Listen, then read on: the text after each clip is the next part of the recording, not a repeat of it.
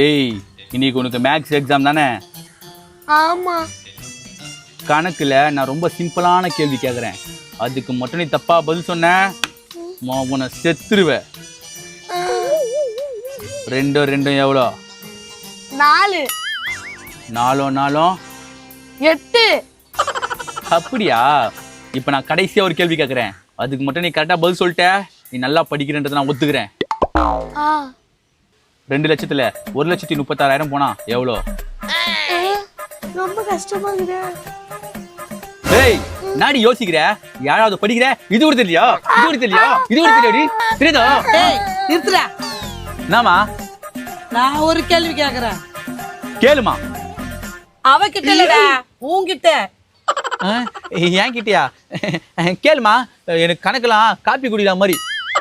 96ல 28 போச்சுன்னா எவ்வளோடா? அவள் தானா? ஒரு நிமிஷம் இரு. டேய் என்ன பண்ற? கால்குலேட்டர்ல கணக்கு போடுறேன். அதெல்லாம் கணக்கு போட எங்களுக்கு தெரியாதே.